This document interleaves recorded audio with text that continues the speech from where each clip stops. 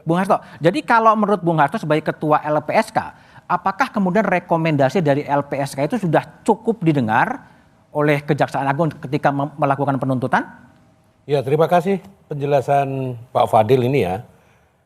Pak Fadil kan menyampaikan pertimbangan yang diajukan oleh LPSK itu sudah dipertimbangkan oleh Jaksa Penuntut Umum.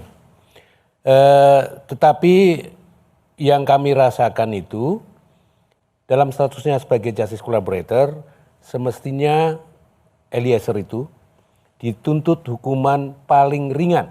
Paling ringan? Paling ringan ketimbang pelaku-pelaku yang lain. Itu termaktub dalam undang-undang. Pak Budiman. Ya silakan Pak Fadil. Jadi saya sebetulnya meminta LPSK. LPSK itu gunanya melindungi saksi. Tentang nuntut itu berapa, itu kewenangan Jaksa Agung sepenuhnya. Dan kami punya parameter, tidak bisa.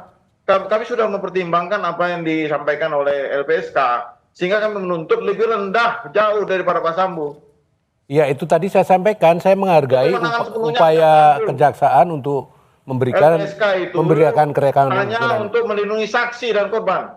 Oke, baik ya. Bung Hasto, karena menurut Pak Jampidum bahwa LPSK itu hanya melindungi saksi dan korban. Betul. Nggak masuk ke penuntutan sebetulnya. Mau tuntut berapa urusan Jaksa Agung. Betul.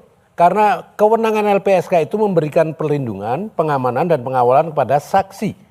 Termasuk saksi justice collaborator. Itu kewenangan kita.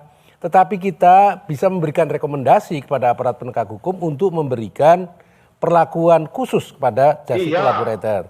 Dan yang kedua bisa memberikan itu kami sudah memperhatikan, maka nuntutnya lebih rendah jauh dari iya, tadi kan saya sampaikan juga penghargaan Pak, apresiasi kepada kejaksaan. Hanya kami merasa bahwa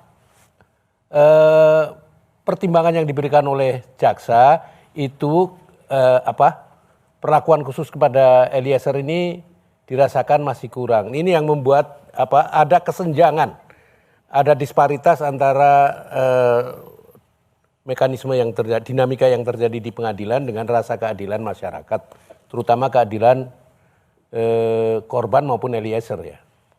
Pak Fadil, jadi ada disparitas. Kenapa Eliezernya 12 tahun yang membuka kasus itu menjadi terungkap ke publik dibandingkan kemudian dengan Putri yang sebenarnya menjadi pangkal masalah itu sendiri. Ini yang mungkin yang ada rasa kesenjangan itu. Gimana Pak Fadil? Perlu saya jelaskan tentang tuntutan Eliezer, kita nariknya ke atas Pak, kepada Freddy Sambo, bukan pada pelaku lain.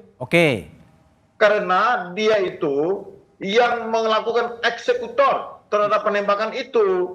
Pelaku lain itu memang ada mengetahui, ada perencanaan, ada niat, ada kesamaan niat. Ya itu kita lihat peran. Maka kemarin tadi saya di Kompas TV ada gradasi perbuatan dan tingkat pertanggungjawaban pidana. Kita juga bisa membedakan siapa yang seharusnya dituntut tinggi, siapa yang menengah, siapa yang lebih ringan. Tapi ini keyakinan jaksa sebagai mewakili pemerintah, mewakili negara, mewakili rakyat, mewakili korban. Kami tidak sembarangan melakukan penuntutan. Ada parameter, ada aturan, ada pedoman. Pedoman 3 2019. Pedoman 24 2021. Situ jelas harus seperti apa jaksa berbuat. Enggak, kami enggak sembarangan ini. Ada parameter, makanya ada yang seumur hidup, ada 12 tahun, ada 8 tahun. Namun tentang apakah tercapai keadilan dari tuntutan jaksa ini, kami memohon pada hakim. Kalau hakim berpendapat lain, kita bisa upaya hukum. Kalau hakim menyetujui, kami menerima, terdakwa menerima, udah. Jadi kita masih proses belum berhenti nih, belum berhenti ya, masih ada vonis hakim ya. Bung Roni, gimana? Anda